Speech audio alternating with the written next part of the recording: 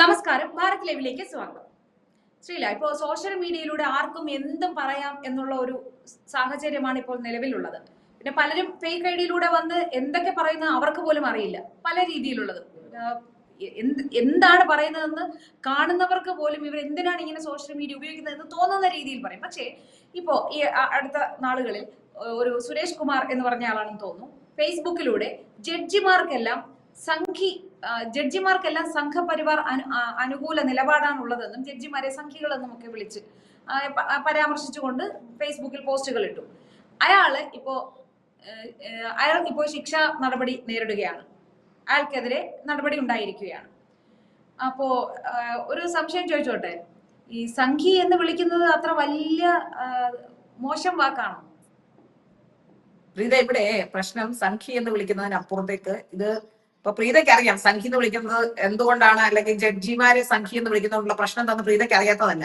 പക്ഷെ എങ്കിലും ഇവിടെ സംഘി എന്ന് വിളിക്കുന്നത് ഇപ്പോ സോഷ്യൽ മീഡിയയിൽ സംഘി എന്ന് പറയുന്നതും അന്തം കമ്മി പൊങ്ങി എന്നൊക്കെ പറയുന്ന പദം വളരെ മോശമായി ഉപയോഗിച്ചിരുന്ന വാക്കുകളാണ്. പക്ഷെ പലപ്പോഴും ആ ഒരു ആശയം സംശീകരിക്കപ്പെട്ട ചില ആൾക്കാർ എന്നെ ഇപ്പൊ സംഘി എന്ന് വിളിച്ചാൽ എനിക്കൊന്നും പ്രത്യേകിച്ച് തോന്നാറില്ല. കാരണം എന്താണെന്ന് ചോദിച്ചാൽ ഞാൻ ഒന്നുകൂടി വിളിച്ചോളൂ എന്ന് പറയും. ഞാനത് അഭിമാനമായി, ഞാനൊരു സംഘപരിവാർ അനുകൂലിയാണെന്ന് അഭിമാനത്തോടെ പറയുന്ന ഒരാളാണെന്ന് ഞാൻ പറയും. കാരണം എന്റെ രാഷ്ട്രീയ പ്രസ്ഥാനത്തിനോട് യോജിച്ച് ഞാൻ നിൽക്കുന്നത് കൊണ്ട്, അല്ലെങ്കിൽ ഒരു രാഷ്ട്രീയ ആശയമുള്ളത് കൊണ്ട് ഞാൻ മോശക്കാരിയാണ്, അല്ലെങ്കിൽ ആ രാഷ്ട്രീയ ആശയത്തെ തള്ളി പറയുന്നതിന് തുല്യമാണ് അങ്ങനെ ചിന്തിക്കുന്നത്. അപ്പൊ എന്നെ സംബന്ധിച്ചിടത്തോളം എന്നെ പണ്ടൊക്കെ പത്രക്കാരുടെ അതിനെ വിളിക്കുമ്പോൾ ഞാൻ പറയാറുണ്ടായിരുന്നു, എന്നെ ഒന്നുകൂടെ വിളിച്ചോ, എനിക്ക് അഭിമാനമേ ഉള്ളൂ എന്ന് ഞാൻ പറയുമായിരുന്നു. പക്ഷെ ഇവിടെ അതല്ല പ്രശ്നം. ഇതൊരു വ്യക്തിപരമായ പരാമർശമല്ല, ഒരു ജുഡീഷ്യറിക്കെതിരെയുള്ള പരാമർശമാണ് എന്നുള്ളതാണ് ഏറ്റവും പ്രധാനപ്പെട്ട കാര്യം. ഇവിടെ ജുഡീഷ്യറിയെ അത്തരത്തിൽ, അല്ലെങ്കിൽ ഇപ്പോ ഞാൻ നാളെ എന്നെ സംഘി എന്ന് വിളിക്കുന്നു എന്ന് പറഞ്ഞാലും, എന്നെ സംഘി എന്ന് വിളിക്കുന്നു എന്ന് പറഞ്ഞാലും ഒരു വാർത്ത വന്നാൽ അവിടെ ഞാൻ എന്റെ സംഘപരിവാറുകാരെയോ അല്ലെങ്കിൽ എനിക്ക് ഇഷ്ടമുള്ള ആൾക്കാരെയോ വെച്ചിട്ട് ഒരിക്കലും ഞാൻ വാർത്ത ചെയ്തിട്ടില്ല, അല്ലെങ്കിൽ അവർക്ക് അനുകൂലമായി മാത്രം വാർത്ത ചെയ്തിട്ടില്ല. ഞാൻ അതിന്റെ മെറിറ്റ് നോക്കി മാത്രം വാർത്ത ചെയ്യാൻ ആഗ്രഹിക്കുന്ന ഒരാളാണ്. അതെന്റെ തൊഴിലിനോടുള്ള കമ്മിറ്റ്മെന്റ് ആണ്. അതിന്റെ പേരിൽ ഞാൻ ഏറെ വിമർശിക്കപ്പെട്ട ഒരാളുമാണ്. സംഘപരിവാർ ഇടങ്ങളിൽ നിന്ന് ഏറെ വിമർശിക്കപ്പെട്ട, അവരിൽ നിന്ന് മാറ്റി നിർത്തപ്പെടുന്ന ഒരാൾ കൂടിയാണ്. വാർത്ത ചെയ്തു എന്നതിന്റെ പേരിൽ മാത്രം മാറ്റി നിർത്തപ്പെടുന്ന ഒരാൾ കൂടിയാണ്. പക്ഷെ അപ്പോഴും ഞാൻ ചെയ്യുന്ന ജോലിയുടെ പ്രത്യേകത അതാണല്ലോ. ഇപ്പോ ജഡ്ജിമാർക്കടക്കം ആർക്കെങ്കിലും ഏതെങ്കിലും ഒരു ആളോടോ അല്ലെങ്കിൽ ഏതെങ്കിലും ഒരു രാഷ്ട്രീയ പ്രസ്ഥാനത്തോടോ ഒക്കെ എന്തെങ്കിലും ഒരു കമ്മിറ്റ്മെന്റ് ഒക്കെ ഉണ്ടാവും. പക്ഷെ അത് നമ്മുടെ പ്രവൃത്തിയിൽ കാണരുത് എന്നുള്ളത് തന്നെയാണല്ലോ യഥാർത്ഥ കാര്യം. ഇവിടെ നോക്കൂ, ജഡ്ജിമാരടക്കമുള്ളവർക്ക് അങ്ങനെ ഒരു രാഷ്ട്രീയ സ്വാധീനത്തിന് വഴങ്ങിയാണ് അവർ നമുക്ക് ഇഷ്ടമല്ലാത്ത കാര്യങ്ങൾ പറയുമ്പോൾ, അല്ലെ നമുക്ക് ഇഷ്ടമില്ലാത്ത വിധി വരുമ്പോ, നമ്മുടെ സംഘടനയ്ക്ക് ഇഷ്ടമല്ലാത്ത വിധി വരുമ്പോ അതൊക്കെ രാഷ്ട്രീയ സ്വാധീനത്തിന് വഴങ്ങിയാണെന്ന് പറയുമ്പോൾ അത് ജുഡീഷ്യറി അപമാനിക്കുന്നതാണ്.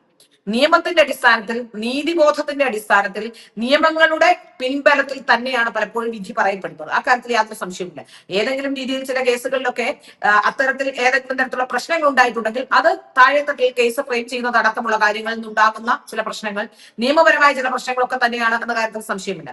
ഇവിടെ ഇപ്പോ പല വിധികളും ഉണ്ടായിട്ടുണ്ട്. ഇപ്പൊ പോപ്പുലർ ഫ്രണ്ടിന്റെ കണ്ടുകിട്ടിയ സ്വത്തടക്കം തിരിച്ച് ഒന്ന് രണ്ട് സ്വത്തുകൾ തിരിച്ചു കൊടുക്കുന്ന ഒരു അവസ്ഥ പോലും കേരള ഹൈക്കോടതിയിൽ അത്തരത്തിലുള്ള നിയമം ഉണ്ടായിട്ടുണ്ട്. അന്ന് ആരും ജഡ്ജിമാരെ സുഡാപ്പികൾ എന്ന് വിളിച്ചിട്ടില്ല.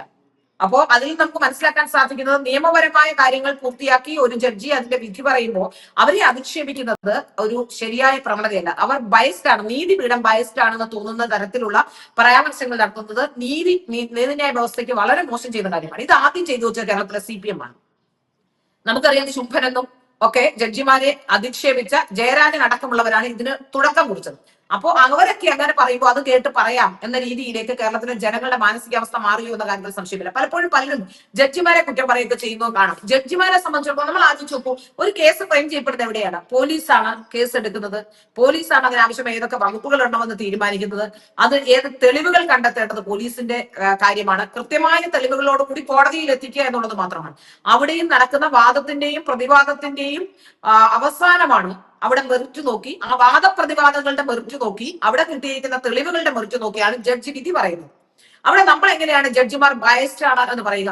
അനിൽ കെ നരേന്ദ്രൻ അടക്കമുള്ള ദേവസ്വം ബെഞ്ചിലെ അനിൽ കെ നരേന്ദ്രൻ അടക്കമുള്ള ജസ്റ്റിസ് അനിൽ കെ നരേന്ദ്രനെ അടക്കമാണ് അധിക്ഷേപിച്ചിരിക്കുന്ന കാര്യത്തിൽ സംശയമില്ല. ഇതൊരു സുപ്രധാന വിധിയായി തന്നെ കണക്ക് കൂട്ടേണ്ടി വരും. കാരണം നീതിന്യായ വ്യവസ്ഥിതിയെ, അല്ലെ നീതിന്യായ സംവിധാനങ്ങളെ, അല്ലെ ജഡ്ജിമാരെ ഇങ്ങനെ അധിക്ഷേപിക്കുന്നതിലൂടെ രാജ്യത്ത് അരാജകത്വം ഉണ്ടാക്കാൻ എളുപ്പമാണ്. ഇത് അരാജകത്വം ഉണ്ടാകും. അതായത് നമ്മൾ ഏറ്റവും കൂടുതൽ വിശ്വസിക്കുന്ന ജുഡീഷ്യറിയാണ്. അവസാനമാക്കുന്ന രീതിയിൽ വിശ്വസിക്കുന്ന ജുഡീഷ്യറിയെ അപമാനിക്കുന്നത് രാജ്യത്ത് അരാജകത്വം ഉണ്ടാക്കാനുള്ള ശ്രമങ്ങളുടെ ഭാഗമാണെന്ന കാര്യത്തിൽ സംശയമില്ല. കാരണം നമ്മൾ വിശ്വസിക്കുന്നതാണ് ജുഡീഷ്യറി അവസാനമാക്കാനുണ്ട്. അവിടെ പ്രശ്നമാണെന്ന് പറയുമ്പോൾ അത് അരാജകത്വം ഉണ്ടാക്കാനുള്ള ജനങ്ങളുടെ ആസൂത്രിതമായ ശ്രമമാണെന്ന് പറയേണ്ടിയിരിക്കുന്നു. അത് വളരെ ശ്രദ്ധയോടെ കാണേണ്ട, വളരെ ശ്രദ്ധയോടെ ചിന്തിക്കേണ്ട ഒരു വിഷയം തന്നെയാണ്. നോക്കിവിടെ ഇയാൾ ഈ സുരേഷ് കുമാർ, PK സുരേഷ് കുമാർ എന്ന് പറയുന്ന ഒരാളാണ് ഇവിടെ ഇത്തരത്തിലുള്ള 3 ദിവസത്തെ തടവ് ശിക്ഷയ്ക്ക് വിധിക്കപ്പെട്ടിട്ടുള്ളത്. കേരള ഹൈക്കോടതിയാണ് ഇത്. ഹൈക്കോടതിയിലെ ഡിവിഷൻ ബെഞ്ചാണ് തടവ് ശിക്ഷ വിധിച്ചിട്ടുള്ളത്. ജഡ്ജിമാർക്കെതിരെ നിരന്തരമായി ഫേസ്ബുക്കിലൂടെ ആരോപണം ഉന്നയിക്കുകയായിരുന്നു ഇയാളുടെ പതിവ്. ബാഹ്യ സമ്മർദ്ദങ്ങൾക്ക് വഴങ്ങി വിധി പറയുന്നു എന്നാണ് ഇയാൾ പറയുന്നത്. അപ്പോ ഇത് ക്രിമിനൽ കോടതിയെ ലക്ഷ്യമാണ്. അതുകൊണ്ട് തന്നെയാണ് ക്രിമിനൽ കോടതിയെ ലക്ഷ്യത്തിന് പരിധിയിൽപ്പെടുത്തിക്കൊണ്ട് തന്നെയാണ് ഇപ്പോ ഇയാൾക്ക് 3 ദിവസത്തെ ജയിൽ ശിക്ഷ വന്നിട്ടുള്ളത്. Justice Raja Vijayaraghavan, justice Jobin Sebastian എന്നിവരടങ്ങിയ ആ 2 ജഡ്ജിമാരടങ്ങിയ ഡിവിഷൻ ബെഞ്ചാണ് ഇപ്പോൾ ഇയാൾക്ക് ഈ 3 ദിവസത്തെ തടവ് വിധിച്ചിട്ടുള്ളത്. ദേവസ്വം ബെഞ്ചിലെ ജഡ്ജിയായ ജസ്റ്റിസ് അനിൽ കെ നരേന്ദ്രൻ സംഘപരിവാർ സ്വാധീനത്തിന് വഴങ്ങിയാണ് വിധികൾ പുറപ്പെടുവിക്കുന്നതെന്നും ദേവസ്വം ബെഞ്ചിലെ ജഡ്ജിയായ ജസ്റ്റിസ് അനിൽ കെ നരേന്ദ്രൻ സംഘപരിവാർ സ്വാധീനത്തിന് വഴങ്ങിയാണ് വിധികളെല്ലാം പുറപ്പെടുവിക്കുന്നതെന്നും അത് സുപ്രീം കോടതിയിലേക്ക് സ്ഥാനക്കയറ്റം ലഭിക്കാനാണ് എന്നൊക്കെയാണ് സുരേഷ് കുമാർ ഫേസ്ബുക്ക് പോസ്റ്റിലൂടെ ആരോപിച്ചത്. മറ്റൊരു പോസ്റ്റിൽ ജസ്റ്റിസ് ദേവൻ രാമചന്ദ്രനെയും വാക്കാലുള്ള നിരീക്ഷണത്തെ വാചകമടി എന്ന് പറഞ്ഞ് ഇത്തരത്തിലുള്ള നിരീക്ഷണങ്ങൾ നടത്തുന്നതിനെ വാക്കാലുള്ള വാചകമടി പറഞ്ഞുകൊണ്ട് അധിക്ഷേപിക്കുന്ന സാഹചര്യമുണ്ടായി. ഇതിനെതിരെ ഹൈക്കോടതി സ്വമേധയായാണ് കേസെടുത്തത്. നേരത്തെ സമാനമായ ഒരു കോടതിയലക്ഷ്യ കേസ് ഇയാളുടെ പേരിലുണ്ടായിരുന്നു. അന്ന് അയാൾ ഇത്തരം പ്രവർത്തികൾ ചെയ്ത ശേഷം ക്ഷമ പറഞ്ഞ് കോടതിയോട് ക്ഷമ പറഞ്ഞ് പരാമർശങ്ങൾ അവസാനിപ്പിക്കുകയായിരുന്നു. നമ്മുടെ ദിലീപിന്റെ കേസിൽ ഇതുപോലെ ബൈജു, അതിനുശേഷം ബൈജുവിനെ കണ്ടിട്ടില്ല. ഇതുപോലെ തന്നെ ദിലീപിന്റെ കേസിൽ കോടതിയെ ലക്ഷ്യവുമായി കോടതി സ്വമേധയാ കേസെടുത്ത ഒരു സാഹചര്യമുണ്ട്. ചാനൽ ചർച്ചകളിൽ ഇരുന്ന് കോടതിയെ അധിക്ഷേപിക്കുന്ന ബൈജു കൊട്ടാരക്കരയുടെ നടപടി അന്ന് വലിയ ചർച്ചയായിരുന്നു. ബൈജു കൊട്ടാരക്കര അവസാനം ക്ഷമ പറഞ്ഞാൽ പോലെ എഴുതി കൊടുക്കണമെന്ന് പറഞ്ഞുകൊണ്ട് കോടതി എഴുതി വാങ്ങിക്കുകയായിരുന്നു. അതിനുശേഷം ബൈജു ഇച്ചിരി ഒതുങ്ങിയിട്ടുണ്ട്. അതിനുശേഷം ബൈജു അങ്ങനെ വലിയ പ്രകടനവുമായി വന്നിട്ടില്ല. നമ്മളിപ്പോ കോടതിയിൽ ഒരു കേസൊക്കെ നടക്കുമ്പോൾ നമ്മുടെ ഇന്റർപ്രിട്ടേഷൻ അതിൽ പറയാൻ പാടില്ല എന്നുള്ളതാണ് യഥാർത്ഥ കാര്യം. അത് കോടതിക്ക് അറിയാം. കോടതി നിയമത്തിന്റെ അടിസ്ഥാനത്തിലും എഴുതി വെച്ചപ്പെട്ടിരിക്കുന്ന ഭരണഘടനയുടെയും നിയമവ്യവസ്ഥയുടെയും ഒക്കെ അടിസ്ഥാനത്തിലാണല്ലോ കോടതി വിധി പറയുന്നത്. ആ വിധിയെ നമ്മൾ അങ്ങനെയല്ല എന്ന് വ്യാഖ്യാനിച്ചുകൊണ്ട് അത്തരത്തിലുള്ള പരാമർശങ്ങൾ ചില അഭിഭാഷകരും ഇത്തരത്തിലുള്ള ചില പരാമർശങ്ങൾ നടത്തുന്നുണ്ടെന്ന് മനസ്സിലാക്കാൻ സാധിക്കുന്നു. നേരത്തെ സമാനമായി ഇതുപോലെ തന്നെ ഒരു കേസിൽ ഇയാൾ ശിക്ഷിക്കപ്പെട്ടിട്ടുള്ള ക്ഷമ പറഞ്ഞ് ഒഴിവാകുകയായിരുന്നു. ഏതായാലും ദേവസ്വം ബെഞ്ചിലെ ജഡ്ജിമാർ സംഘപരിവാർ സ്വാധീനത്തിന് വഴങ്ങി വിധി പറയുന്നു എന്നൊക്കെ പറയുമ്പോൾ ഈ ദേവസ്വം ബെഞ്ച് വരുന്ന കേസുകൾ എങ്ങനെയുള്ളതാണ്? ദേവസ്വം ബെഞ്ച് വരുന്ന കേസുകൾ പലപ്പോഴും ക്ഷേത്രവും ക്ഷേത്രാചാരങ്ങളും ദേവസ്വവുമായൊക്കെ ബന്ധപ്പെട്ട കാര്യങ്ങളായിരിക്കും. അത് യഥാർത്ഥത്തിൽ ഒരു വിധി വരുന്നതോ അല്ലെങ്കിൽ അതിൽ വരുന്ന വിധികൾ ഒരുപക്ഷെ CPM-നോ CPM പ്രവർത്തകർക്കോ ഒന്നും ദഹിക്കുന്നുണ്ടാവില്ല. അപ്പോ അത് ദഹിക്കാൻ സാധ്യതയുമില്ല. അവരെ സംബന്ധിച്ചിടത്തോളം വിശ്വാസമില്ലാത്ത കാര്യമാണ്. ഇപ്പൊ അനിൽ കെ നരേന്ദ്രൻ ഒരു നല്ല വിശ്വാസിയാണ്. ഇപ്പൊ ഗുരുവായൂരിലെ പ്രശ്നമായപ്പോഴും ഗുരുവായൂരിലെ വിഷയവുമായി ബന്ധപ്പെട്ട് ഗുരുവായൂരിലെ ക്ഷേത്രത്തിന്റെ പരിസരത്തേക്ക് ഒരു സ്ത്രീ വന്നതുമായി ബന്ധപ്പെട്ട് ഒരു മുസ്ലിം സ്ത്രീ വന്ന് അവിടെ കാണിച്ചു കൂട്ടിയ കോപ്രായവുമായി ബന്ധപ്പെട്ടൊക്കെ നമ്മളും അത്തരത്തിലൊരു ഹർജിയൊക്കെ നൽകിയിരുന്നതാണ്. അതിൽ കൃത്യമായ നിലപാടാണ് അദ്ദേഹം എടുത്തത്. അദ്ദേഹം ഇത്തരം കാര്യങ്ങൾ ശ്രദ്ധിക്കുന്നുണ്ട്. നമുക്ക് അപ്പോൾ തന്നെ നമ്മൾ ആ ഹർജിയുമായി പോകുമ്പോൾ തന്നെ അദ്ദേഹം ഇത്തരം കാര്യങ്ങൾ സോഷ്യൽ മീഡിയ നടത്തുന്ന കാര്യങ്ങൾ ഒരു ജഡ്ജിയെ സാധാരണഗതിയിൽ ജഡ്ജി ഒന്നും നോക്കരുത് എന്ന് പറയുന്ന അല്ലെങ്കിൽ കാര്യങ്ങളെ അദ്ദേഹം വിലയിരുത്തുന്നുണ്ട്. അതിന് മുമ്പ് തന്നെ അദ്ദേഹം കണ്ടു വിലയിരുത്തുന്നുണ്ട് എന്ന് നമുക്ക് മനസ്സിലാക്കാൻ സാധിക്കുന്നുണ്ട്. നല്ലൊരു ജഡ്ജിയാണ് അദ്ദേഹം എന്ന കാര്യത്തിൽ സംശയമില്ല. അപ്പൊ അത്തരം ഒരു ജഡ്ജിനെയും മറ്റും അധിക്ഷേപിക്കുക എന്ന് പറയുമ്പോൾ അഭിഭാഷകർ ജഡ്ജിമാരുടെ ചേംബറിൽ കയറി ഇറങ്ങി കാര്യങ്ങൾ നടത്തുന്നു. അപ്പൊ അഭിഭാഷകർക്ക് ജഡ്ജിമാരുടെ ചേംബറിൽ കയറി ഇറങ്ങേണ്ട സാഹചര്യം ചിലപ്പോഴൊക്കെ ഉണ്ടാവും. ഏതെങ്കിലും കാര്യങ്ങളിൽ എന്തെങ്കിലും കാര്യങ്ങളൊക്കെ ഉണ്ടാവില്ലേ? അഭിഭാഷകർ മിണ്ടരുത്, ജഡ്ജിയെ ഒരു കണ്ണാടിക്കൂട്ടിൽ മാത്രം പ്രതിഷ്ഠിക്കണം, അങ്ങനെ വന്ന് ഒരു റോബോട്ട് കണക്ക് പണി ചെയ്ത് പോകേണ്ട ആളാണ് എന്നൊന്നും പറയാൻ കഴിയില്ല. എന്തെങ്കിലുമൊക്കെ കാര്യങ്ങൾ ചിലപ്പോൾ കേസുമായി ബന്ധപ്പെട്ട കാര്യങ്ങൾ പോലും ആവില്ല. ചിലപ്പോൾ അവരെ സംബന്ധിച്ച് അവരുടെ നാഥന്റെ രീതിയിൽ ജസ്റ്റിസിനോട് സംസാരിക്കാനോ എന്തെങ്കിലും കാര്യങ്ങളൊക്കെ ഉണ്ടാവില്ല. അപ്പൊ അങ്ങനെ നിരന്തരമായി ഫേസ്ബുക്കിലൂടെ പോസ്റ്റ് ചെയ്യുകയായിരുന്നു എന്നാണ് മനസ്സിലാക്കാൻ സാധിക്കുന്നത്. അപ്പോ അതിനെ തുടർന്നാണ് ഹൈക്കോടതി കേസെടുത്തിട്ടുള്ളത്. വിചാരണ ഘട്ടങ്ങളിൽ ഇയാൾ നിലപാട് മാറ്റുകയും കോടതി ആദ്യം പോസ്റ്റുകൾ തന്റേതാണെന്ന് സമ്മതിക്കുകയും അതിനെ ന്യായീകരിക്കുകയും ചെയ്തു. എന്നാൽ പിന്നീട് പോസ്റ്റുകൾ താൻ ഇട്ടതല്ലെന്ന് വാദിച്ചു നോക്കി. ഇങ്ങനെ പല കാര്യങ്ങളും പറഞ്ഞു. ഈ നിലപാട് മാറ്റം വിശ്വാസയോഗ്യമല്ല എന്ന് കോടതി നിരീക്ഷിക്കുകയും ചെയ്തു.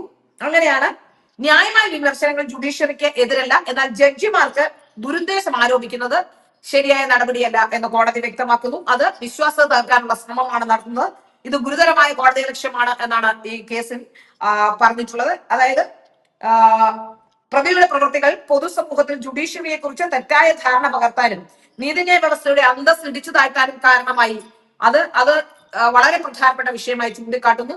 3 ദിവസത്തെ സാധാരണ തടവും 2000 രൂപ പിഴയുമാണ്. പിഴ അടച്ചില്ലെങ്കിൽ 1 മാസം കൂടി അധിക തടവ് അനുഭവിക്കണം. ശിക്ഷ നടപ്പാക്കുന്നത് നിർത്തിവെക്കണമെന്ന പ്രതിയുടെ ആവശ്യവും കോടതി തള്ളിയിട്ടുണ്ടെന്നാണ് മനസ്സിലാക്കാൻ സാധിക്കുന്നത്. ഒരു സുപ്രധാന വിദ്യയായി തന്നെ കണക്ക് കൂട്ടണം.